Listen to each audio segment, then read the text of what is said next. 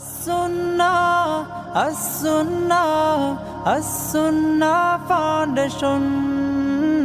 As-Sunnah Foundation. আসসালামু আলাইকুম ওয়া রাহমাতুল্লাহি ওয়া বারাকাতুহু। আলহামদুলিল্লাহ ওয়াসসালাতু ওয়াসসালামু আলা রাসূলিল্লাহ ওয়া আলা আলিহি ওয়া আসহাবিহি ওয়া মান ওয়ালাহু আম্মা বা'দ। সুপ্রিয় দর্শক শ্রোতা ভাই বোন, দেশ কিংবা প্রবাস যে যেখান থেকে দেখছেন আপনাদের সকলকে সাদর আমন্ত্রণ জানাচ্ছি আস-সুন্নাহ ফাউন্ডেশনের স্টুডিও থেকে। আপনারা দেখছেন আস-সুন্নাহ ফাউন্ডেশন আয়োজিত সাপ্তাহিক প্রশ্ন উত্তরমূলক অনুষ্ঠান শরীআই সমাধানের 291তম পর্ব। প্রিয় দর্শক, অন্যান্য দিনের মতো আজ ইনশাআল্লাহ আপনাদের সঙ্গে থাকছি ঘণ্টাব্যাপী ইনশাআল্লাহ, এবং আপনাদের করা জীবন জিজ্ঞাসার উত্তর কোরআন এবং হাদিসের আলোকে দেওয়ার চেষ্টা করছি। ওয়া মা তাওফীক ইল্লা বিল্লাহ। আপনার যে কোনো জীবন জিজ্ঞাসা বাংলায় সংক্ষেপে এই পোস্টের মন্তব্যের ঘরে লিখুন, আমরা ইনশাআল্লাহ আপনার প্রশ্নের উত্তর দেওয়ার আপ্রাণ চেষ্টা অব্যাহত রাখব। আপনারা আমাদের এই লাইভ অনুষ্ঠানটি দেখতে পাচ্ছেন আমাদের ভেরিফাইড ফেসবুক পেজে, এছাড়াও দেখতে পাচ্ছেন আস-সুন্নাহ ফাউন্ডেশন এবং আমাদের ভেরিফাইড ইউটিউব চ্যানেল এবং অন্যান্য পেজ ও চ্যানেল সমূহে একযোগে।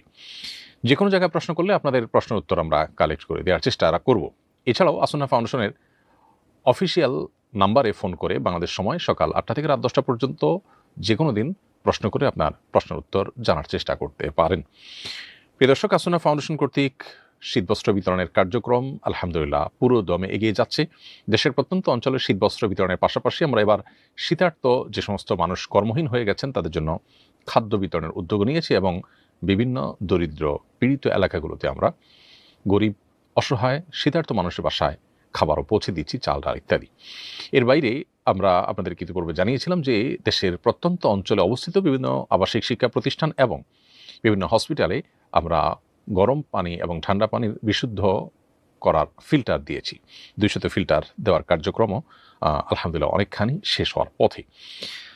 আশা করছি আপনারা যারা এখনও শরিক হন না এই প্রকল্পে শরিক হয়ে যাবেন ইনশাআল্লাহ তাআলা। চলুন তাহলে আর দেরি না করে আমরা যে সমস্ত প্রশ্ন আসছে সে সমস্ত প্রশ্নের উত্তর দেওয়ার পালায় প্রবেশ করি। শুরুতে আমি দেখতে পাচ্ছি এমডি মুস্তাফিজুর রহমান, আপনি লিখেছেন, সফরে থাকা অবস্থায় যদি নামাজ কাজা হয় তাহলে সফর থেকে ফেরার পর সেই নামাজ পড়ার বিধান কি? পূর্ণ নামাজ পড়ব নাকি কসর পড়ব? উত্তর হলো, যে কোনো নামাজ ফরজ হয় যে অবস্থায় সেটা আদায় করতে হয় সে অবস্থায়। ফরজ হয়েছে সফর অবস্থায়, অতএব সেটা কসর হয়ে ফরজ হয়েছে। এটা আপনি যদি নিজের ঠিকানায় আসার পর কাজা পড়তেও হয় কোনো কারণে, তারপর আপনাকে কসরই পড়তে হবে যেহেতু ফরজ হয়েছে কসর অবস্থায়। ঠিক এর বিপরীতে আমরা যদি চিন্তা করি, আপনি নিজ ঠিকানা থাকাকালীন কোনো নামাজ যদি আল্লাহ না করুক আপনার কোনো কারণে কাজা হয়ে থাকে, সেই নামাজ যদি আপনি সফরে গিয়ে পড়েন তাহলে সফরের যে কসরের সুবিধা সেটা আপনি কিন্তু এই ক্ষেত্রে পাবেন না, কারণ যে নামাজটা পড়ছেন এটি যখন ফরজ হয়েছিল তখন কিন্তু এটি পূর্ণ ফরজ হয়েছিল, অতএব আপনাকে পরিপূর্ণ পড়তে হবে যদিও সেটা সফর অবস্থায় আপনি কাজা করেন না কেন। এরপরে প্রশ্ন হলো, সুকুক বন্ডে বিনিয়োগ করার বিধান জানতে চাই।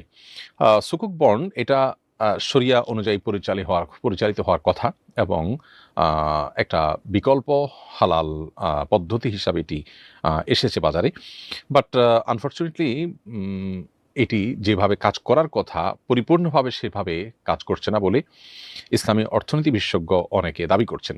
তো এই জন্য এই বিষয়গুলোতে মানুষের অনাস্থা দূর করে আরও আস্থা বিল্ড আপ করা দরকার, এবং মৌলিকভাবে হালাল এবং শরিয়া অনুমোদিত বিভিন্ন পলিসি তৈরি করে হারামের বিকল্প তৈরি করার জায়গা থেকে এটি প্রশংসনীয় উদ্যোগ, কিন্তু পরিপূর্ণভাবে যেন শরিয়া সেখানে মেনটেন করা হয় সে বিষয়টি নিশ্চিত করা দরকার, এবং অনাস্থা দূর করার কাজটাও করা দরকার। মৌলিক অবকাঠামোতে শরিয়া বিচ্যুতি আছে বলে অনেক এক্সপার্টদের ধারণা, এবং এর বাইরেও আরও বেশ কিছু বিষয় আছে যেগুলো মৌলিক অবকাঠামোর বাইরে আপনার প্রায়োগিক বিষয়গুলো। তো এইসব বিচ্ছেদগুলো সংশোধিত হওয়া প্রয়োজন। কর্তৃপক্ষ আশা করি সেদিকে মনোযোগ দিবেন। বাকি মূল যে অ্যাপ্রোচটা সেটা প্রশংসার দাবি রাখে। এরপর একজন লিখেছেন, আমি একজন প্রবাসী, সরকার প্রবাসীদের জন্য প্রবাসী কল্যাণ ব্যাংক থেকে শরিয়া উইং চালু করে লোন দেওয়ার ঘোষণা দিয়েছে। ডক্টর আসিফ নজরুল পোস্টের মাধ্যমে জানতে পেরেছি নেপথ্যে আপনার ভূমিকা ছিল, এজন্য আপনাকে আন্তরিক ধন্যবাদ। ধন্যবাদ আপনাকেও প্রিয় দর্শক। আপনি প্রশ্ন করেননি বরং একটি মন্তব্য করেছেন। মূলত প্রবাসীদের জন্য প্রবাসী কল্যাণ ব্যাংক থেকে আমরা সুদমুক্ত লোন চালুর দাবি করে আসছিলাম। সর্বশেষ আস-সুন্নাহ ফাউন্ডেশন আয়োজিত প্রবাসীদের জন্য রেমিটেন্স যোদ্ধাদের গাইডলাইন কর্মশালা অনুষ্ঠানে আমরা আনুষ্ঠানিকভাবে সে দাবি তুলেছিলাম, প্রবাসীরা সে দাবি তুলেছেন, আমরা সেটা সংশ্লিষ্ট কর্তৃপক্ষের কাছে পৌঁছে দেওয়ার চেষ্টা করেছি, যদিও গত কয়েক মাস থেকেই এটা নিয়ে আমরা কাজ করছিলাম। আলহামদুলিল্লাহ অন্তত শরিয়া উইং চালু করার কাজটি তারা শুরু করেছেন, এবং 1 মাসের মধ্যে সেটি করবেন বলে তারা ঘোষণা দিয়েছেন। আমরা দোয়া করি সেটা যেন বাস্তবায়ন হয়, এবং অচিরেই যেন শরিয়া উইংয়ের বাইরেও প্রবাসী কল্যাণ ব্যাংক থেকে প্রবাসীদের জন্য লোন দেওয়ার যে সিস্টেম রয়েছে সেখানে কোনো প্রকার সুদ বা মুনাফা ছাড়াই প্রবাসীদেরকে একটা লিমিটেড অ্যামাউন্ট পর্যন্ত লোন দেওয়ার ব্যবস্থার জন্য তারা চালু করেন। সেটি আমাদের দাবি থাকবে তাদের প্রতি। আমরা আশা করব ধাপে ধাপে সেই কাজটিও তারা করবেন। প্রবাসীরা যারা বিপদগ্রস্ত হয়ে পড়েন তাদের পাশে দাঁড়ানো এটি আমাদের কর্তব্য এবং প্রবাসী কল্যাণ ব্যাংকের অন্যতম উদ্দেশ্য সেটি। তো সেই উদ্দেশ্যের পথে এই ব্যাংকটি আরও এগিয়ে যেতে পারে যদি সেই দিকটা তারা খেয়াল করে। আমরা আশা করব যেটি মানুষের প্রাণের দাবি সেটি যেন বাস্তবায়ন হয়, এবং যেটুকু হয়েছে সেজন্য অবশ্যই সংশ্লিষ্টদেরকে আমরা বিশেষভাবে ধন্যবাদ জানাতে চাই।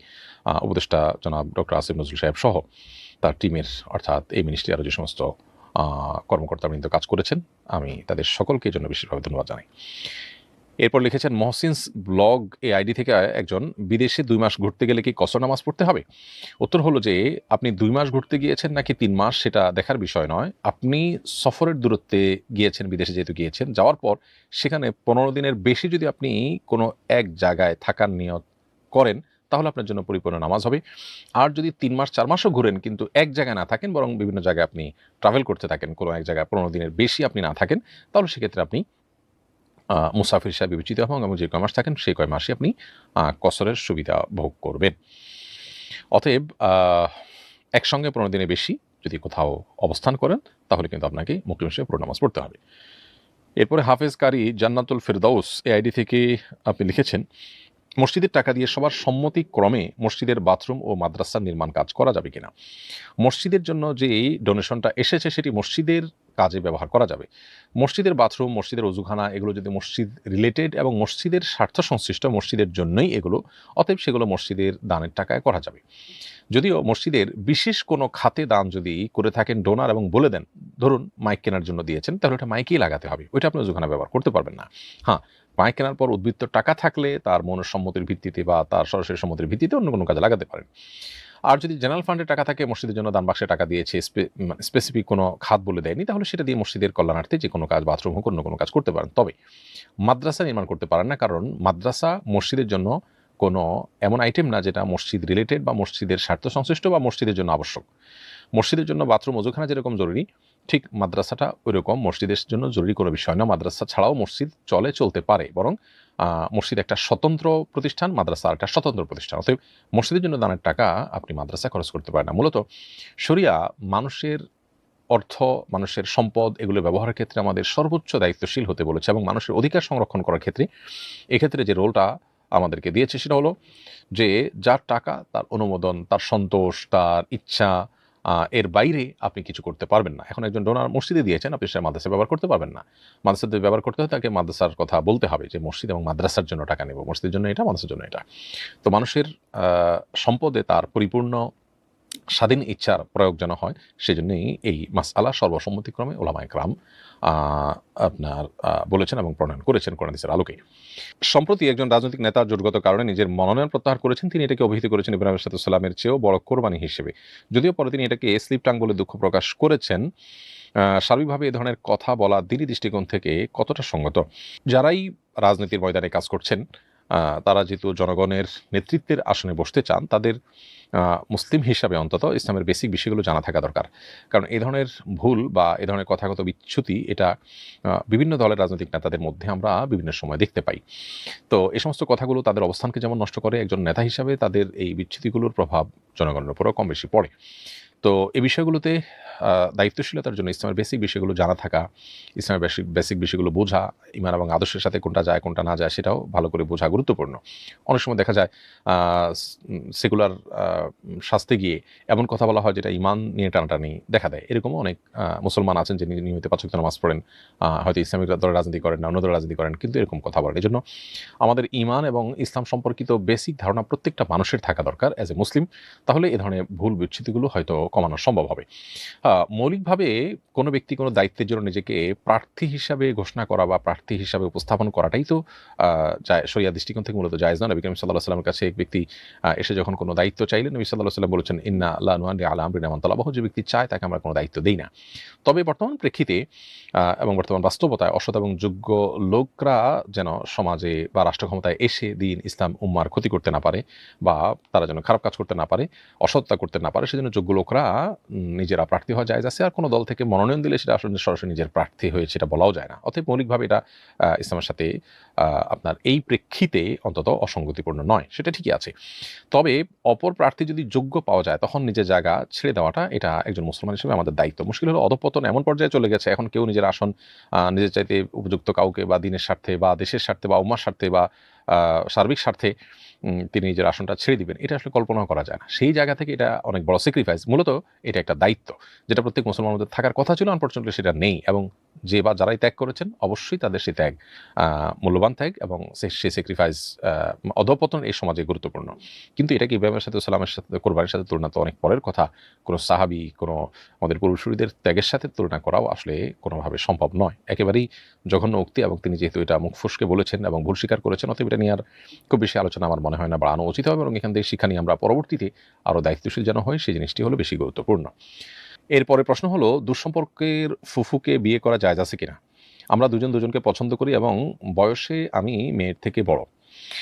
উত্তর হলো যে নিজের আপন ফুফু বা দুধ ফুফু এই দুজন আমাদের জন্য হারাম বিয়ে জন্য।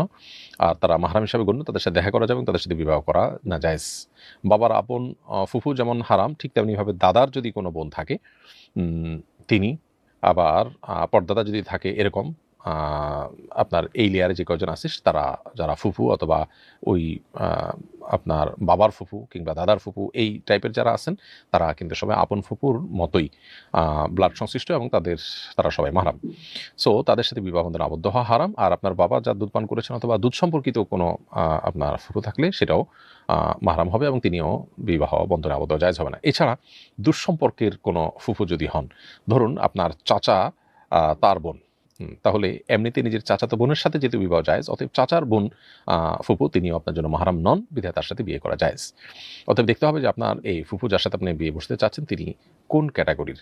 আপনার বাবার কিংবা দাদার কিংবা পরদাদার তাদের সবার বোন আপনার জন্য মাহরাম, তাদের সাথে বিয়ে করা জায়েজ নাই। কিন্তু আপনার চাচা অথবা এই টাইপের যারা আছেন তাদের যে বোন তাদেরকে আপনি বিয়ে করতে পারেন।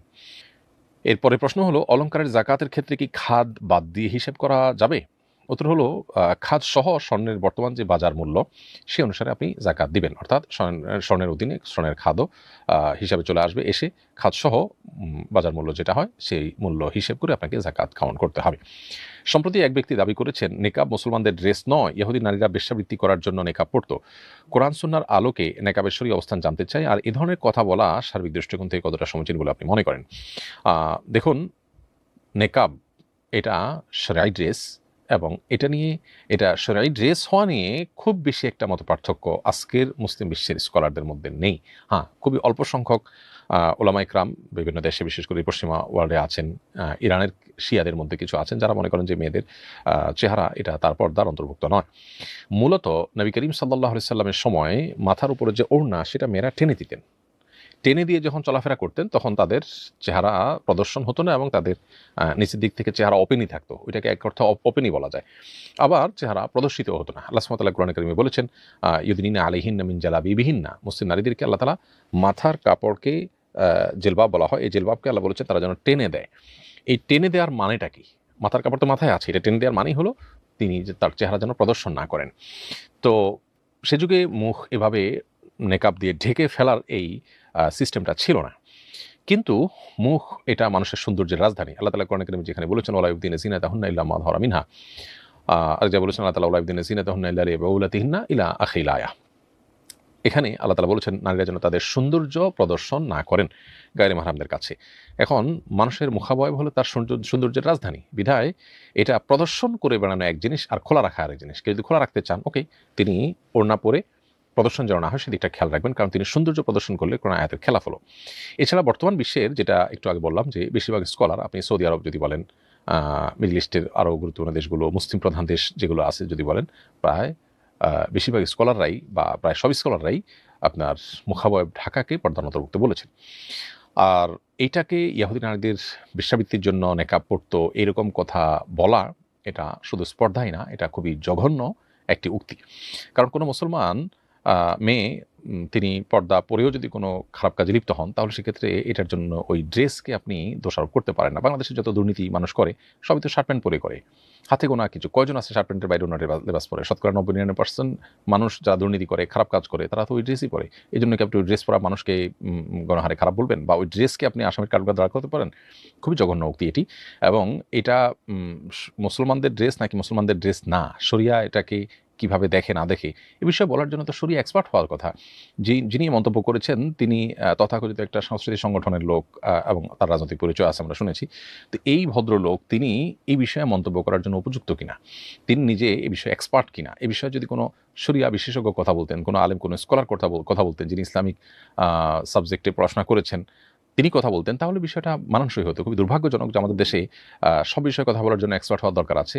হেলথ বিষয়ে কথা বলার জন্য একজন ডাক্তার হতে হয়, অন্য বিষয়ে কথা বলার জন্য সে বিষয়ে বিশেষজ্ঞ হতে হয়, কিন্তু ধর্মের বিষয় বা ইসলামের বিষয়ে কোনো মন্তব্য, বিশেষ করে নেগেটিভ মন্তব্য করার জন্য ইসলামের ব্যাপারটিকে যত বিকৃতি করে উপস্থাপন করা হোক না কেন, তার জন্য কোনো যোগ্যতার প্রয়োজন হয় না। খুবই দুর্ভাগ্যজনক একটি বাস্তবতা আমাদের দেশে, এবং যিনি এটা করেছেন তিনি না বুঝে করে থাকলে আমরা তাকে আহ্বান করব তিনি যেন তওবা করেন এবং তার ভুল তিনি স্বীকার করেন।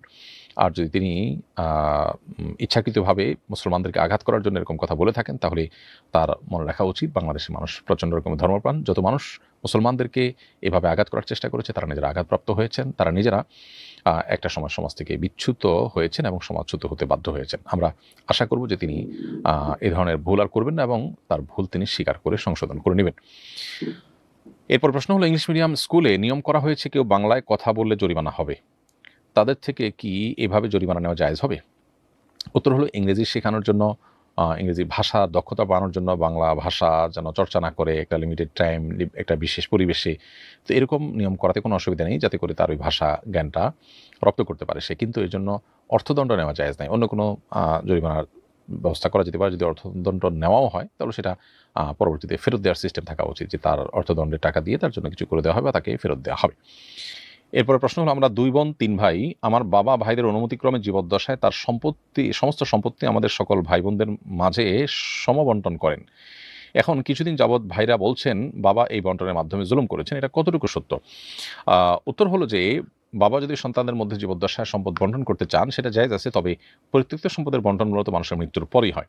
জীবদ্দশার সম্পদ বন্টনের নীতিমালা কি হবে, এটা নিয়ে মতপার্থক্য আছে। একদল আমাদের মতে সমান হারে বন্টন হবে, ছেলে হোক মেয়ে হোক সবাই সমান পাবে। কারণ এটা হেবা বা দান বা গিফট, আর গিফট সমান হারে বন্টন করতে হবে, গিফটের ক্ষেত্রে কোনো কম বেশি করা যাবে না। আবার এর বিপরীতে আরেক দল আমাদের মত হলো, যেহেতু উত্তরাধিকারী জীবদ্দশা বন্টন করা হচ্ছে, অতএব মিরাসের অনুসারেই বন্টন করতে হবে, অতএব একজন ছেলে যা পাবেন একজন মেয়ে তার অর্ধেক পাবেন। তো এখানে মতপার্থক্য ওলামাদের আছে। যেহেতু আপনার বাবা সমহারে বন্টন করে দিয়েছেন, এবারে ছেলেদের মনে কষ্ট থাকা উচিত না এবং আপত্তি তোলা উচিত না, বরং বাবার সিদ্ধান্তকে মেনে নেওয়াটাই হলো তাদের জন্য সমীচীন বা উচিত কর্তব্য। মাদ্রাসাগুলোতে সাধারণত ছাত্রদের জন্য স্মার্টফোন ব্যবহার করা নিষিদ্ধ। গোপনে মোবাইল ব্যবহার করায় এক মাদ্রাসার মোহতামিম ছাত্রদের মোবাইল হাতুড়ি দিয়ে ভেঙে ফেলেন। প্রশ্ন হলো, ছাত্রদের জন্য স্মার্টফোন ব্যবহার করা আপনার দৃষ্টিতে কেমন, এবং মাদ্রাসার আইন অমান্য করে মোবাইল ব্যবহার করলে কর্তৃপক্ষ মোবাইলের ক্ষতি সাধন করতে পারেন কিনা? উত্তর হলো যে, কোনো প্রতিষ্ঠান শিক্ষার্থীদের কল্যাণার্থে কোনো নিয়ম যদি করেন, কোনো জায়েজ জিনিসও নিষিদ্ধ ঘোষণা করেন, সেটা তারা করতে পারেন।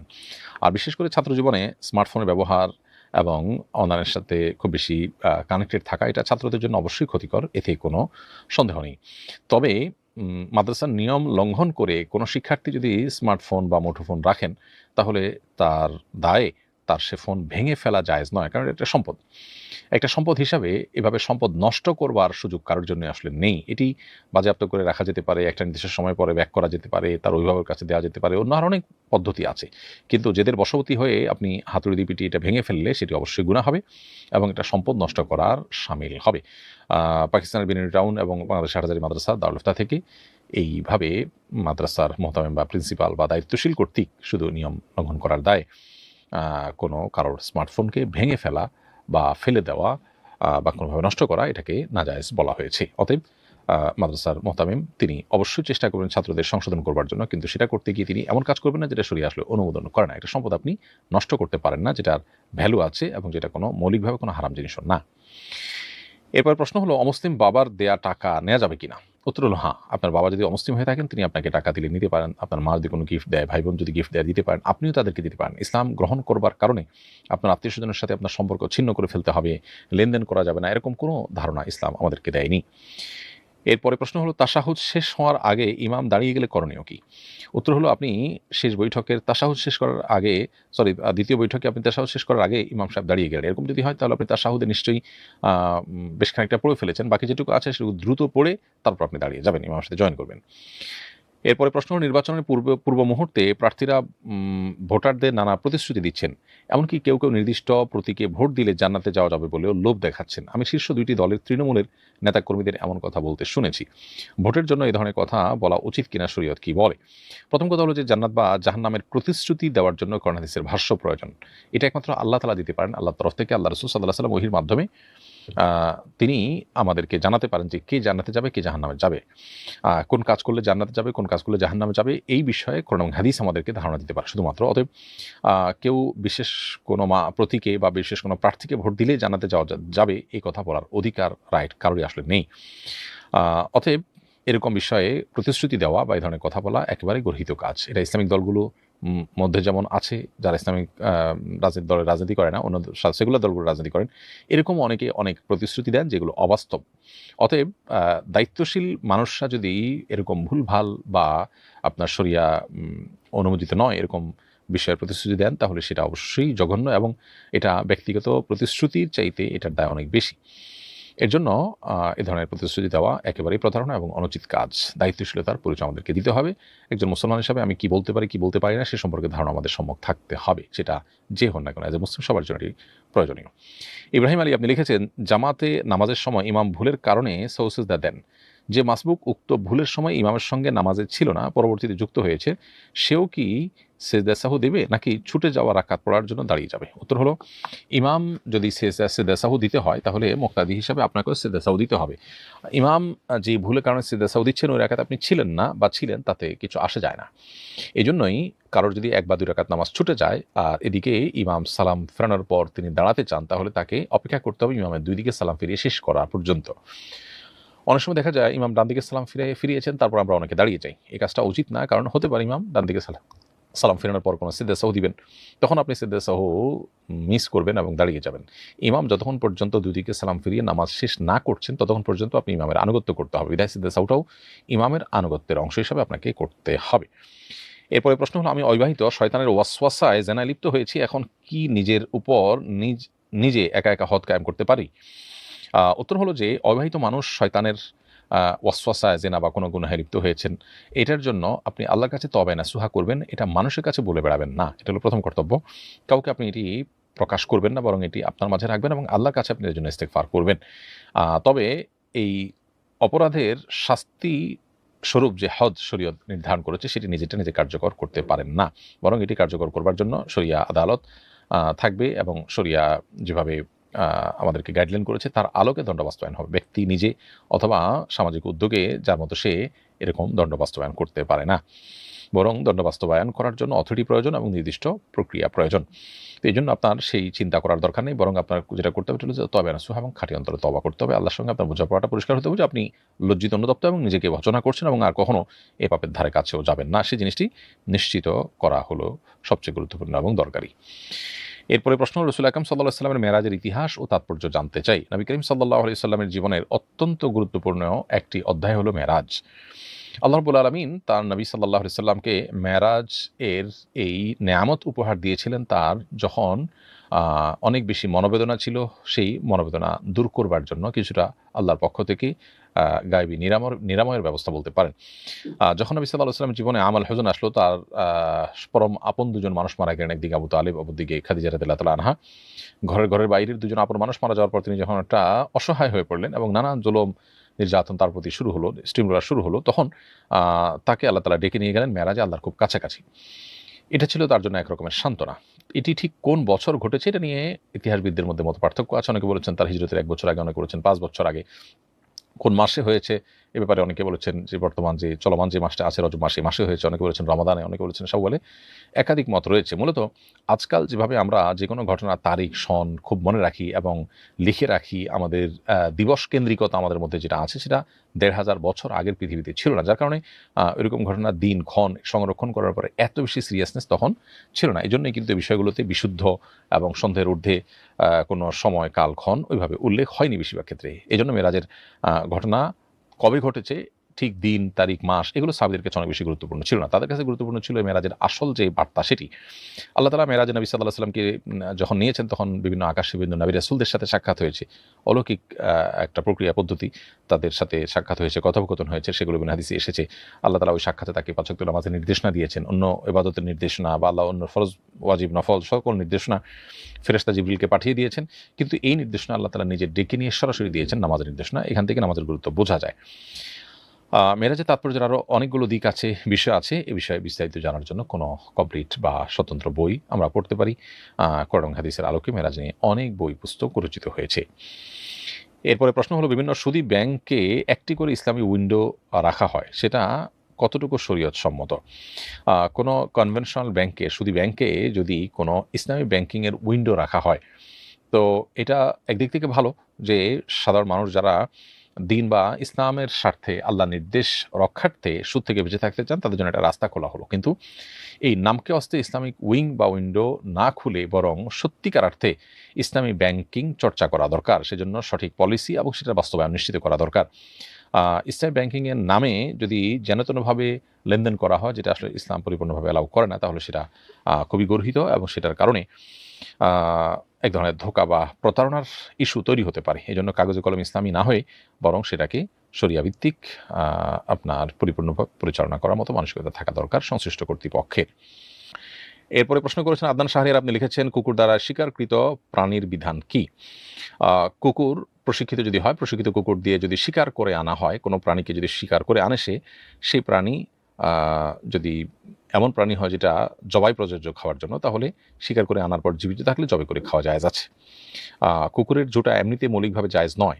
কুকুর যদি কোনো কিছু খায়, জুটা করে সেটা, কিন্তু শিকার করতে গিয়ে এসে যদি কামড়ে ধরে নিয়ে আসে এবং জীবিত থাকে, তাহলে জবাই করে ওই পশু খাওয়া জায়েজ আছে। আর যদি আনার পর সে পশু মারা যায়, তাহলে সেক্ষেত্রে আর ওই পশু খাওয়া জায়েজ হবে না, কারণ আল্লাহ তাআলা আমাদেরকে মৃত আপনার পশু পাখি এগুলো খেতে নিষেধ করেছেন, এগুলো হারাম করেছেন। তবে যদি কোনো মাছ শিকার করে আনা হয়, সেটা যেহেতু জবাই করার প্রশ্ন নয় বা শরীয়তের বিধান নেই, অতএব সেটা সর্বাবস্থা আপনি খেতে পারবেন, জীবিত থাকুক বা মারা যাক। এরপরে প্রশ্ন করেছেন এক ভাই, লিখেছেন কেউ মেরাজ অস্বীকার করলে তার বিধান কি? মেরাজের দুইটা অংশ আছে, একটা মেরাজের অংশ, একটা হলো ইসরার অংশ। অর্থাৎ একটা হলো বাইতুল মাকদিস থেকে ঊর্ধ্বাকাশে গমনের ঘটনা, আরেকটা হলো যে তারাক পর্যন্ত, অর্থাৎ মক্কা থেকে বাইতুল মাকদিস পর্যন্ত যাওয়ার ঘটনা। এই মেরাজের যে অংশটা, এটা যেহেতু হাদিসে বর্ণিত আছে, সেজন্য সেটা অস্বীকার করলে কেউ তাকে গোমরা বলা যাবে, কাফের বলা যাবে না। কিন্তু সন্দেহাতীতভাবে যেটি প্রমাণিত সেটি হলো যে ইসরার অংশটা, অর্থাৎ কোরআনে কারিমে যেটি প্রমাণিত, সেই অকাট্যভাবে চরম অকাট্যভাবে প্রমাণিত হওয়া বিষয়টা যদি কেউ অস্বীকার করে, তাহলে তাকে কাফের বলতে হবে, কারণ সে কোরআনকে অস্বীকার করেছে। নবী করিম সাল্লাল্লাহু আলাইহি ওয়াসাল্লাম কোনো হাদিসের সত্যতাকে নিয়ে যদি কেউ সন্দেহ তোলে যে হাদিসটা রাসূল বলেছেন কিনা আদৌ আমার সন্দেহ হচ্ছে, তাহলে সেক্ষেত্রে তাকে কাফের বলা যাবে না, তবে গোমরাহ বলা যাবে, অর্থাৎ পথভ্রষ্ট বা ভ্রান্ত বলা যেতে পারে। অতএব ইসরা এক জিনিস আর মেরাজ আরেক জিনিস। মেরাজ আরেক জিনিস। গুরুত্বের বিচারে একটা অস্বীকার করলে কাফের হলেও একটা অস্বীকারী কাফের হবে না। এরপরে প্রশ্ন হলো, কাফারার ৬০টি রোজা ধারাবাহিকতা রক্ষার জন্য কি পিল খেয়ে হায়েজ বন্ধ রাখতে হবে? উত্তর হলো না, পিল খেয়ে হায়েজ বন্ধ করার প্রয়োজন নেই। আপনি কাফারার ৬০টি রোজা রাখতে গিয়ে যদি মাঝে হায়েজের দিনগুলো চলে আসে, তাহলে ওই বিরতিটা স্বাভাবিক বিরতি হিসাবে ধরা হবে এবং এই বিরতির কারণে আপনার ধারাবাহিকতা নষ্ট হবে না। ফলে পিল খেয়ে আপনি এই রোজাগুলো রাখার আলাদা করে কোনো প্রয়োজন নেই। এমনিতে আপনি নিজে যদি দায়মুক্তির জন্য, তাড়াতাড়ি শেষ করার জন্য, আপনার মাসিকের কারণে যেন গ্যাপ তৈরি না হয়, সেজন্য আপনি পিল খেয়ে রোজা রাখতে চান, তাহলে সেটা আপনি রাখতে পারেন, যদি তার দ্বারা আপনার শারীরিক বড় কোনো সাইড এফেক্ট না হয়, বড় কোনো ক্ষতির কারণ না হয়। তবে মৌলিকভাবে এটি আপনার জন্য শরীয়ত দৃষ্টিকোণ থেকে আবশ্যক নয়, বরং এই গ্যাপের কারণে আপনার ৬০ দিনের ধারাবাহিক রোজার কোনো অসুবিধা তৈরি হবে না। এরপরে প্রশ্ন হলো, স্ত্রী মোহর নিতে না চাইলে গিফট বলে দেওয়া যাবে কিনা? উত্তর হলো, স্বেচ্ছায় মোহর নিতে না চাইলে তাকে জোর করে দেওয়া আবশ্যক নয়। তবে মোহরের সমপরিমাণ টাকা বা তার চেয়ে কম বেশি টাকা গিফট হিসাবে স্বামী স্ত্রীকে যে কোনো সময় দিতেই পারেন, কোনো অসুবিধা নেই। অতএব গিফট হিসাবে দিলে সেটা নাজায়েজ হওয়ার কোনো কারণ নেই। প্রিয় দর্শক, দেখতে দেখতে আমরা অনুষ্ঠানের ঠিক মাঝামাঝি এসে পৌঁছেছি। সময় হয়েছে ছোট্ট একটি বিরতিতে যাওয়ার। বিরতির পর আবার ফিরে আসবো ইনশাআল্লাহ। আমাদের সঙ্গেই থাকুন। ব্যক্তি স্বাবলম্বী না হলে পরিবার এগোবে না, পরিবার না এগোলে সমাজ এগোবে না, সমাজ না এগোলে রাষ্ট্র থমকে দাঁড়াবে। তাই ব্যক্তিকে স্বাবলম্বী করে তুলতে আজ সুন্নাহ ফাউন্ডেশন স্বাবলম্বীকরণ প্রকল্প হাতে নিয়েছে কয়েক বছর আগে। এই প্রকল্পের আওতায় শুধু 2024 সালেই 2052 জনকে 30,000 টাকা মূল্যের স্বাবলম্বী উপকরণ দেওয়ার পর বেশিরভাগই ঘুরে দাঁড়িয়েছে। 2025 সালে দক্ষ দরিদ্র জনগোষ্ঠীকে 50,000 থেকে 3 লক্ষ টাকা মূলধন উপকরণ দেওয়ার কার্যক্রম ইতোমধ্যেই শুরু হয়েছে। অসহায় এই সব মানুষের ঘুরে দাঁড়ানোর গল্পে আপনিও অংশীদার হন।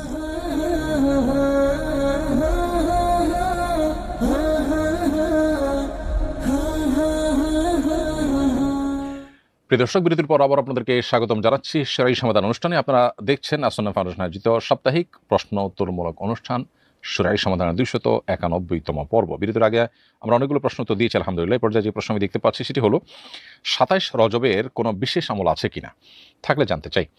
27 রজবকে মেরাজের দিবস হিসাবে আমাদের সমাজে অনেকে জানেন, অথচ এই রাতে অর্থাৎ রজব মাসের 27তম রাত, এই রাতেই মেরাজ হয়েছে নবী সাল্লাল্লাহু আলাইহি ওয়াসাল্লাম, এরকম কোনো কিছু সুস্পষ্টভাবে পরিষ্কারভাবে প্রমাণ হয় না। বরং নবী করিম সাল্লাল্লাহু আলাইহি ওয়াসাল্লামের মেরাজ কোন বছর হয়েছে সেটা নিয়েও মত পার্থক্য আছে, এবং সেটাও কোনো স্বতঃসিদ্ধ সিদ্ধান্ত সে বিষয়ে নেই। কারণ আজ থেকে ১,৫০০ বছর আগে মানুষের কাছে আসলে কোনো ঘটনার দিনক্ষণ ধরে রাখা বা দিবস কেন্দ্রিকতা এটা এতটা ছিল না এখন যতটা আছে। আমরা অনেকে আছি এমন যাদের জন্মের তারিখটা পর্যন্ত বাবা মা ঠিক মতো সংরক্ষণ করেননি। কারণ এখন মানুষের কাছে দিবস কেন্দ্রিকতা যতটা গুরুত্বপূর্ণ বা এটা যতটা আছে তখন ততটা ছিল না। এই জন্য আসলে সাহাবীদের কাছে এই বিষয়গুলো অনেক গুরুত্বপূর্ণ ছিল না। তাদের কাছে গুরুত্বপূর্ণ ছিল মেরাজের বার্তা কি সেটা। তো এই জন্য এই তারিখগুলো সেভাবে আসলে সংরক্ষিত হয়নি, এবং সেজন্য নানান মত পার্থক্য আছে। অতএব 27শে রজব রাতেই নবী সাল্লাল্লাহু আলাইহি ওয়াসাল্লামের মেরাজ হয়েছে এমনটি মনে করবার কোনো কারণে। আর যদি তর্কের খাতিরে ধরে নেওয়া হয় যে ঠিক আছে এই রাতে মেরাজ হয়েছে, তাহলে ওই মেরাজ হওয়া রাতকে কেন্দ্র করে প্রতি বছর ওই রাতকে বা ওই দিনকে ঘিরে কোনো আমলের কথা কোরআন বা হাদিসের কোথাও বলা হয়নি। অতএব 27শে রজব বা তথাকথিত মেরাজ দিবস হিসেবে এই দিন বা এই রাতের বিশেষ কোনো আমল কোরআন বা কোনো বিশুদ্ধ হাদিসে প্রমাণিত নেই। এরপর প্রশ্ন হলো, চুল সামনের দিকে বড় রেখে পেছনের দিকে ছোট রাখা জায়েজ আছে কিনা? উত্তর হলো, এটা যদি খুব বেশি পার্থক্য না হয়, যে সামনের দিকে একটু বড় পেছন দিকে একটু ছোট, তাহলে এটা জায়েজ, কিন্তু তারপর এটা অনুচিত বা অনুত্তম। নবী করিম সাল্লাল্লাহু আলাইহি ওয়াসাল্লাম চুল রাখলে আমাদেরকে একভাবে রাখার ব্যাপারে উৎসাহিত করেছেন। তিনি মাথার চুল কোনো এক জায়গায় রাখা আর দিকে চেঁচে ফেলা, যেটা আজকাল অনেকটা স্টাইলের অংশ হিসেবে অনেকে করতে দেখা যায়, এবারে তিনি পরিষ্কারভাবে নিষেধাজ্ঞা আরোপ করেছেন এবং সেভাবে চুল রাখা নিষেধ। অর্থাৎ একদিক চেঁচে ফেললেন, আরেকদিক রেখে দিলেন, একদিক একদম চাচার মতো ছোটো করলেন, আরেকদিক অনেক বড় করলেন। আজকাল অনেক স্টাইল আছে এরকম। এটা পরিষ্কারভাবে হাদিসে এটাকে কাজা বলা হয়েছে। কাজা বা এই জাতীয় চুল রাখতে আমাদেরকে নিষেধ করেছেন নবী সাল্লাল্লাহু আলাইহি ওয়াসাল্লাম। আর এর বাইরে এমনিতে সামান্য ছোট বড় যদি হয় তাতে অসুবিধা নেই, যেটা খুব আহামরি বড় ছোট না, একেবারে চাচার মতো একদিকে চাচার কাছাকাছি করে ফেলা আর দিকে অনেক বড় করে ফেলা, ওই টাইপের না হলে সেটি নাজায়েজ নয়। কিন্তু সুন্নাহ হলো সমান রাখা, যেভাবে আমরা রাখবো, বড় চুল করলেও সবগুলো বড়, ছোট করলে সবগুলো ছোট, একভাবে চুল রাখাটাই হলো উত্তম এবং সুন্নাহ। সাদ জামান আপনি লিখেছেন, মা হিসেবে সন্তানকে নামাজের তাগিদ দেওয়া আমার দায়িত্ব, কিন্তু সন্তান নামাজ পড়তে চায় না, আমি তাকে এই জন্য একটু শাসন করতে পারবো কিনা? মায়ের জন্য সন্তানকে শাসনের সীমা কতটুকু? দেখুন, যদি 7 বছর বয়স হয় তাহলে নামাজের নির্দেশ দেওয়া পিতামাতার কর্তব্য। 10 বছর বয়সে সন্তান যদি নামাজ না পড়ে তাহলে সেক্ষেত্রে সেই সন্তানকে শাসন করা এটা মা বাবার কর্তব্যের অংশ। এখন শাসনের মানে কি, শাসনের ডেফিনেশন কি? শাসন বলতে ফোকাহে কেরামের মত হলো যে এটা দিয়ে হাত দিয়ে হালকা যে মার, সেটা যেটা একেবারেই সাধারণ শাসন হিসাবে ধরা যায়, সেটাকে ফোকাহে কেরাম বা ইসলামী ফিকহ বিশেষজ্ঞ উলামায়ে কেরাম অনুমোদন করেছেন। এর বাইরে লাঠি ব্যবহার করার ব্যাপারে অনুমোদন তারা করেননি। অতএব নামাজের জন্য বা অন্য কোনো বিশ্বাস শাসন করতে গিয়ে লাঠি দিয়ে প্রহার করা, যেটা জুলুমের পর্যায়ে যায় বা বেদম প্রহার পর্যায়ে যায়, সেটা কোনোভাবেই শরীয়ত অনুমোদন করে না। হাত দিয়ে হালকা শাসন কিংবা বকাঝকা, মানে শ্রুতিকটু বা মন্দ কোনো কথা না বলে মুখ দিয়ে বকাঝকা বা রাগ করা, কিংবা হাত দিয়ে হালকা আঘাত করা, যেটা আসলে তার অনেক বেশি ব্যথার বা অনেক বেশি কষ্টের কারণ বা টর্চারের কারণ হবে না, সেরকম শাসন করবার অনুমোদন ইসলাম দিয়েছে। পশ্চিমা পৃথিবী আজকাল বাচ্চাদের গায়ে হাতটুকু দেওয়া বা তাদেরকে ধমক দিয়ে কথা বলতেও নিষেধ করে। তথাকথিত তাদের প্যারেন্টিংয়ের যে আইডিয়া আছে, সেই আইডিয়াগুলোতে এ ধরনের কথাগুলো খুব বেশি করে বলা হয়। এটা ইসলামের যে শিক্ষা তার সাথে যায় না, বরং আমাদের সন্তানদেরকে প্রয়োজন মতো শাসন করবার নির্দেশনা শরীয়ত আমাদেরকে দিয়েছে।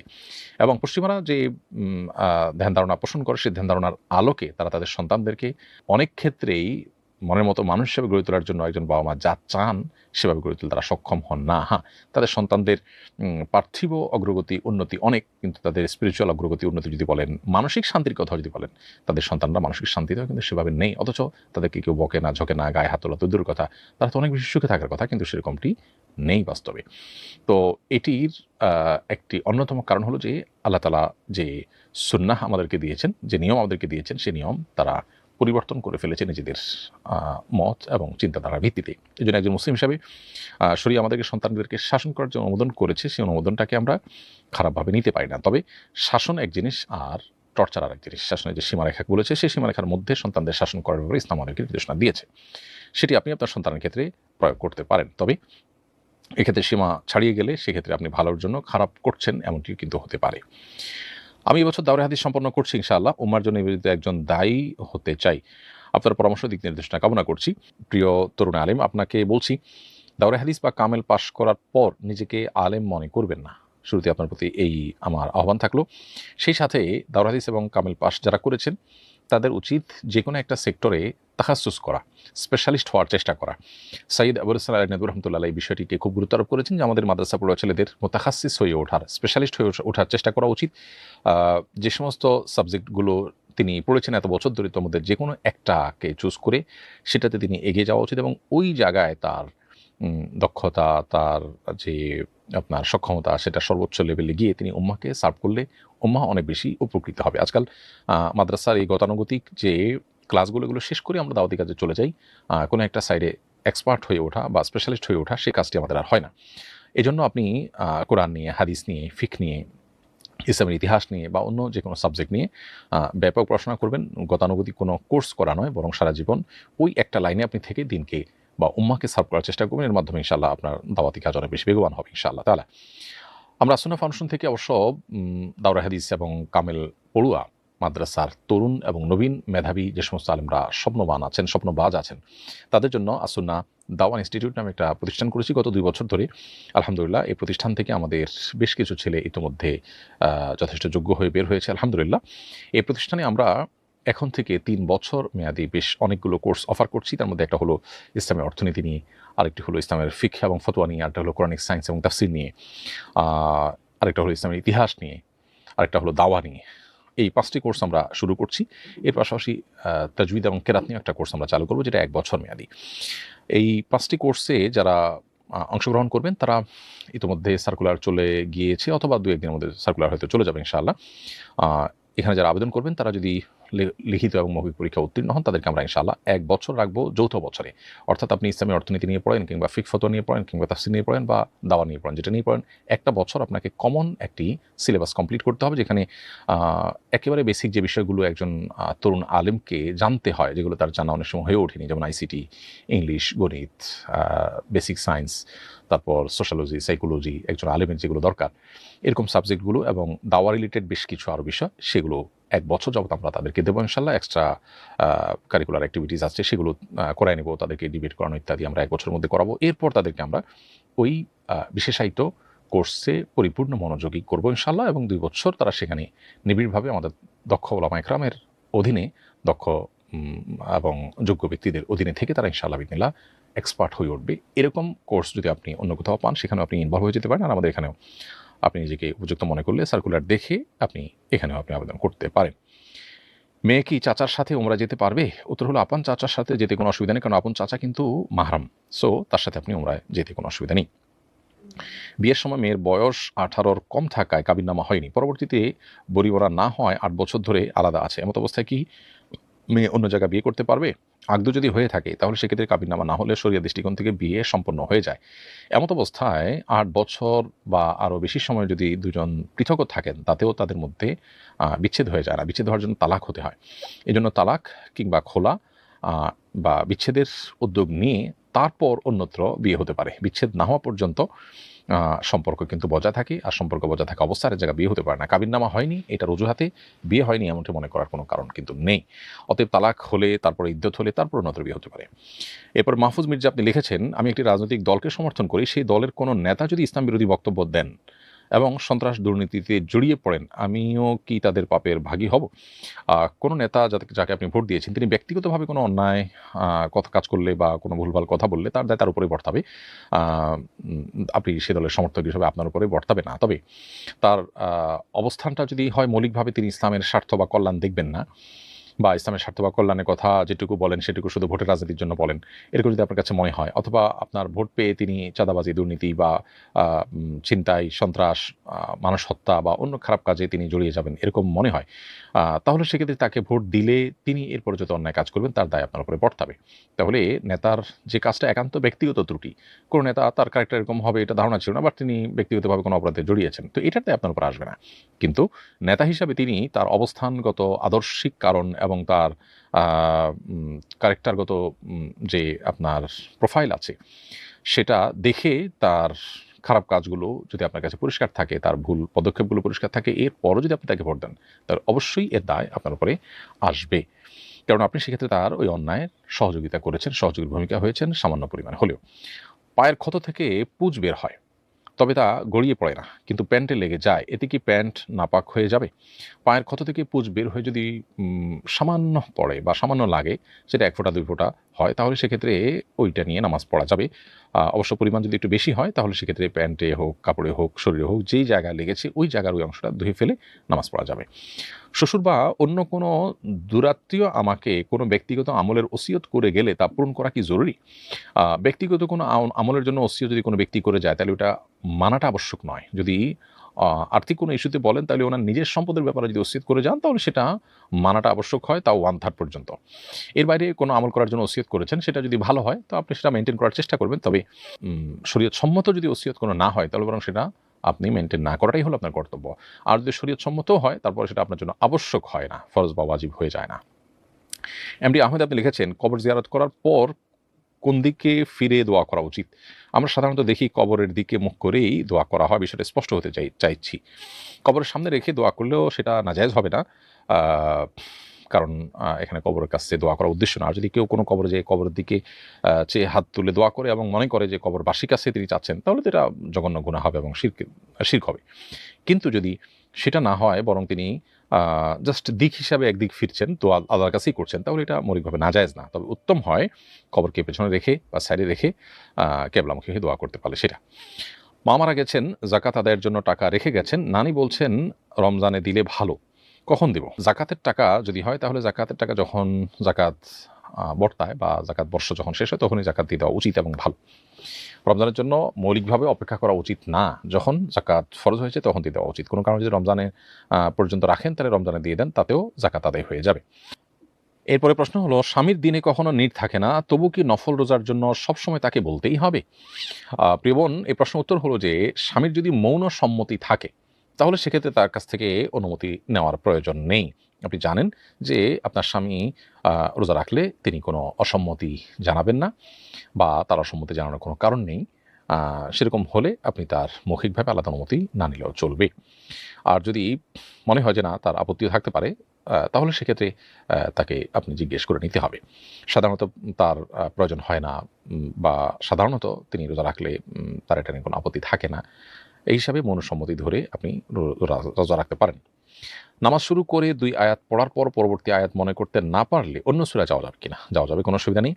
কোনো কারণে 2 আয়াত বা 3 আয়াত বা যে কোনো অংশ পড়ার পর যদি ভুলে যান তাহলে অন্য জায়গা থেকে আপনি তেলাওয়াত শুরু করলেন, করে নামাজ শেষ করলেন, তাতে কোনো অসুবিধা নেই এবং এর জন্য কোনো সিজদায়ে সাহু দিতে হবে না, কারণ আপনি এমন কোনো ভুল করেননি যেটার কারণে কোনো ওয়াজিব তরক হয়েছে। তবে সাধারণ অবস্থাতে আপনি যে কোনো জায়গায় থেকে পড়বেন সেটাকে পড়ে একটা ভালো জায়গায় এসে শেষ করে তারপর রুকুতে যাবেন, এটাই উচিত। বিভিন্ন জায়গা থেকে আপনার আলাদা আলাদা বিচ্ছিন্ন জায়গা থেকে তেলাওয়াত করা এক রাকাতের মধ্যে এটা সুন্নাহ সম্মত নয়।